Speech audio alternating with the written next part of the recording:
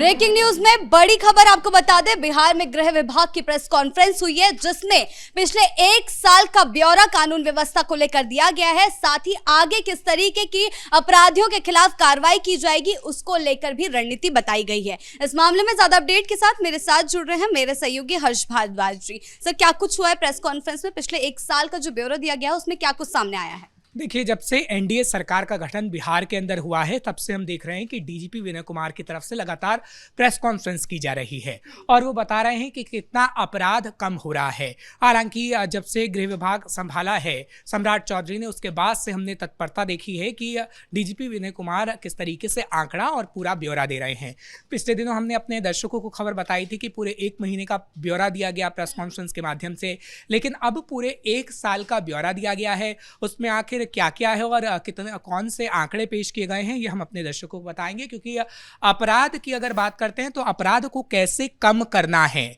उसका ब्यौरा भी डीजीपी विनय कुमार की तरफ से दिया गया है। हालांकि जब ये प्रेस कॉन्फ्रेंस हो रही थी तो अपर मुख्य सचिव गृह अरविंद चौधरी भी साथ में मौजूद थे और उनकी तरफ से भी कुछ जानकारियां दी गई हैं और आंकड़े पेश किए गए हैं कि कितने 1 साल में अपराध कम हुए हैं, डकैती का मामला हो या फिर अन्य मामले हो, कितनी तेजी से ये कम हो रहे हैं और आगे भी उन्होंने अपना मकसद बताया है कि किस तरीके से इनको कम करना है, जिनके निर्देश उन्हें मिले हैं। आंकड़ा बताते हैं क्योंकि हत्या के मामले में बताया गया है कि 1 साल में 7.72% की कमी आई है। इसी तरीके से डकैती के मामले में 24.87% की कमी आई है और दंगों के मामले में बताया गया है कि 17.97% की कमी आई है, यानी काफी गिरावट दर्शाता है। और बताया गया कि अपराध नियंत्रण के लिए जो हमने रणनीति को अपनाया था वो रणनीति काम कर रही है, ये डीजीपी विनय कुमार की तरफ से कहा गया है। हालांकि उनकी तरफ से कहा गया है कि आगे आने वाले समय के लिए भी हम एक नई रणनीति तैयार कर रहे हैं, उसकी जानकारी भी जल्द देंगे, लेकिन जो पिछली रणनीतियां हमने बनाई थी वो काम कर गई और उसी को लेकर ये आंकड़े पेश किए गए हैं कि देखिए कितना अपराध कम हुआ है।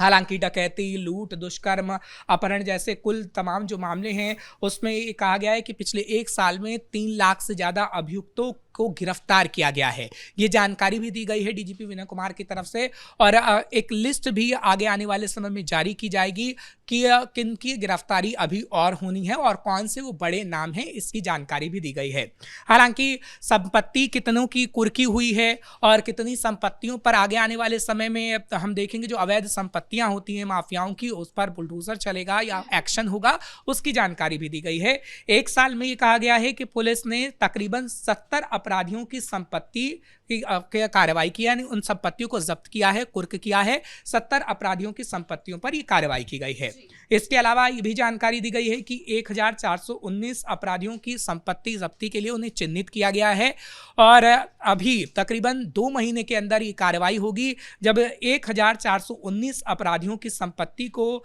जिनको चिन्हित किया गया है उस पर तगड़ा एक्शन होगा, ये भी कहा गया। और ये कहा गया कि 405 मामलों को कोर्ट में भेजा जा चुका है ताकि कोर्ट से ये सामने आए कि उस पर बुलडोजर चलना है नहीं चलना है, क्योंकि पहले कोर्ट के अंदर भेजा जाता है, उसके बाद कोर्ट की तरफ से जो फैसला आता है उसके बाद ये कार्रवाई की जाती है और 405 मामले अभी कोर्ट के अंदर हैं जिसको पुलिस ने दिया है। और माफिया नेटवर्क पर भी इस वक्त काफी तेजी से काम हो रहा है, ये भी प्रेस कॉन्फ्रेंस में जानकारी दी गई है। हालांकि कुछ अहम जानकारी और है, शराब को लेकर भी जानकारी है कि शराब माफिया किस तरीके से बिहार के अंदर काम ना कर पाए, उसको लेकर भी एक्शन लिया गया है और नए कानून बीएनएस के तहत भी जो कार्रवाई हुई है उसका ब्यौरा भी तकरीबन दिया गया है। यानी कि पिछले पूरे 1 साल के ब्यौरे में ये देखा जा सकता है कि आपराधिक दर में गिरावट आई है, लेकिन सम्राट चौधरी के विभाग संभालते ही हमने देखने को मिल रहा है कि अपराधियों के खिलाफ सख्त से सख्त एक्शन लिया जा रहा है। देखिए, अपराधियों के खिलाफ सख्त से सख्त एक्शन पहले भी लिया जाता था। 2005 के बाद हमने देखा कि किस तरीके से नीतीश कुमार ने सुशासन की सरकार का नाम दिया और बताया कि कैसे बिहार में सुशासन की सरकार है, यहाँ पर सुशासन स्थापित हुआ है। लेकिन आपने सही कहा कि गृह विभाग जिस तरीके से सम्राट चौधरी ने संभाला है, सम्राट चौधरी एक एग्जाम्पल सेट करने में लगे हैं कि देखिए बिहार के अंदर जो पहले स्थितियाँ थी, अपराधियों में खौफ नहीं होता था, अब अपराधियों में खौफ पैदा वो करना करना चाहते हैं। और वाकई ऐसा हुआ है। आपने जो पिछले दिनों एनकाउंटर्स देखे हैं,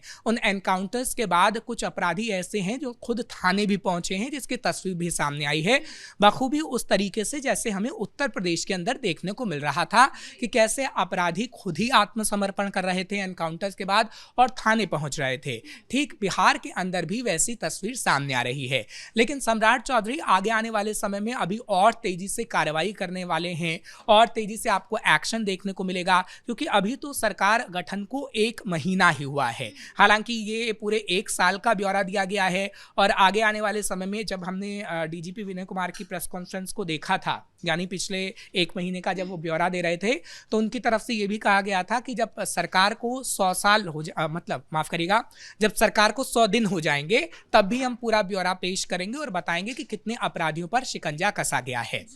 अब बात करते हैं शराब माफियाओं की, क्योंकि शराब बंदी है पूरी तरीके से बिहार के अंदर, लेकिन वो शराब माफिया किस तरीके से बिहार में काम कर रहे हैं, जिस पर शिकंजा कसेगा, उसका पूरा डेटा और पूरा ब्यौरा भी डीजीपी विनय कुमार की तरफ से दिया गया है कि कितने लोगों पर इस पर शिकंजा कसा गया है। देखिए, शराब बंदी को सख्ती से लागू करते हुए पुलिस ने इस साल 16.80 लाख लीटर देशी शराब और 16.51 लाख लीटर विदेशी शराब की जब्ती की है, जो सरकार की तरफ से जानकारी दी गई है, डीजीपी विनय कुमार की तरफ से जानकारी दी गई है। और उनकी तरफ से नक्सलियों को लेकर भी जानकारी दी गई कि कितने नक्सलियों को अब तक गिरफ्तार किया गया है और आगे आने वाले समय में कितने नक्सलियों की गिरफ्तारी होनी है। तकरीबन साल भर में 220 नक्सली हैं जिनकी गिरफ्तारी हुई है, जबकि एक मुठभेड़ हुई थी जिसमें एक नक्सली मारा गया था। ये जानकारी भी दी गई है और ये कहा गया है कि 100 ऐसे नक्सलियों की लिस्ट बनाई गई है जिनको आगे आने वाले समय में गिरफ्तार किया जाएगा और ये जल्द ही किया जाएगा।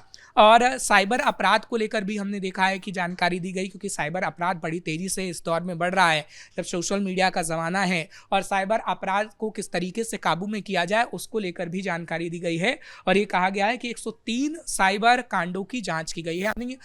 जिस तरीके से हम देख रहे हैं कि सोशल मीडिया के जरिए कैसे अफवाह फैलाई जाती है और कैसे उत्पात मचाने की कोशिश की जाती है, उस पर भी कहीं ना कहीं कड़ी निगरानी रखने की बात कही गई थी। पिछले दिनों नीतीश कुमार को आपने देखा कि किस तरीके से वो कह रहे थे कि तकनीक आधार पर हम अपराधियों पर शिकंजा कसेंगे, क्योंकि देखिए तकनीक का जमाना है और साइबर अपराध बड़ी तेजी से बढ़ रहा है। हालांकि सीसीटीवी कैमरे के माध्यम से हो या फिर सोशल मीडिया पर पूरी निगरानी रखनी हो, उस माध्यम से कैसे अपराधियों को पकड़ा जाए उसको लेकर भी एक रणनीति बनाई जाती है और उस पर बड़ी तेजी से काम किया जा रहा है। 103 साइबर अपराधियों को इस वक्त गिरफ्तार किया गया है, जिसकी जानकारी दी गई है। हालांकि कहा गया है कि आगे आने वाले समय में कुछ ऐसी टीमों को गठित किया जाएगा जो महिलाओं की सुरक्षा खास तौर पर करेगी और जो ये देखेगी, क्योंकि महिलाओं की सुरक्षा को लेकर कई बार सवाल उठे हैं। जी, पिछले दिनों विनय कुमार ने यही प्रेस कॉन्फ्रेंस में ये बताया था कि सम्राट चौधरी द्वारा कई दिशा निर्देश दिए गए हैं कि स्कूल कॉलेजों के बाहर जो है स्कूटियां खड़ी की जाए ताकि लड़कियों के साथ, महिलाओं के साथ छेड़खानी ना हो सके। बिल्कुल, देखिए, महिला सुरक्षा को लेकर जो डीजीपी विनय कुमार ने कहा है, उन्होंने कहा है कि इन सबसे पहले हमें महिला सुरक्षा को लेकर ही काम करना है और महिला सुरक्षा को लेकर ही काम कर रहे हैं और हमें सरकार से सख्त आदेश हैं कि महिला सुरक्षाओं को लेकर काम किए जाएं। और उसी के तहत हम देख रहे हैं, आपने सही कहा कि किस तरीके से स्कूल के बाहर कुछ सिविल कपड़ों में पुलिस बल की तैनाती होगी, महिला पुलिसकर्मी होंगी। इसी तरीके से कॉलेज के बाहर भी ऐसा होगा और वो सब सिविल कपड़ों में ही होंगे, ताकि हम देखें कि जो रंगबाज होते हैं और जो महिलाओं को छेड़ने का काम करते हैं उनकी धरपकड़ काफ़ी की जा सके। हालांकि स्कूलों के बाहर या फिर विश्वविद्यालयों के बाहर सीसीटीवी कैमरा लगाने की भी बात हुई थी। खैर, अभी सीसीटीवी कैमरा लगाने की बात हर चौक चौराहे पे हो रही है, क्योंकि सीसीटीवी कैमरा होगा तो अपराधी जल्द से जल्द पकड़े जा सकेंगे और उसी आधार पर हमने देखा है कि डीजीपी विनय कुमार की तरफ से तमाम जानकारियां दी गई हैं। लेकिन अब इस पर देखिए, जैसे ही डीजीपी विनय कुमार की प्रेस कॉन्फ्रेंस आई है तो विपक्ष का वार भी सामने आ गया है और विपक्ष की तरफ से तगड़ा प्रहार भी किया गया है। आरजेडी की तरफ से बयान आया है ऑफिशियल अकाउंट पर और उनकी तरफ से कहा गया है कि सरकार सिर्फ दिखावे की कोशिश कर रही है। 2005 के से नीतीश सरकार रही है तो आज तक आखिर अपराध क्यों खत्म नहीं हुआ है? आखिर क्यों सम्राट चौधरी बार बार ऐसे एक्शन की बात करते हैं, जबकि ये एक्शन सिर्फ दिखावे के लिए होते हैं? अगर एक्शन लेना ही होता तो एनडीए की सरकार तो 2005 के बाद से है, तब से क्यों एक्शन नहीं लिया गया? लेकिन चुनाव के दौरान भी देखने को मिला था कि किस तरीके से विपक्ष कानून व्यवस्था को लेकर मुद्दा बना रहा था और अब जो ब्यौरा सामने आया है ये तो उनकी बोलती बंद कराता है। देखिए, उन्होंने कभी इसका जवाब सही से दिया ही नहीं। विपक्षी पार्टी से जब जंगल राज शब्द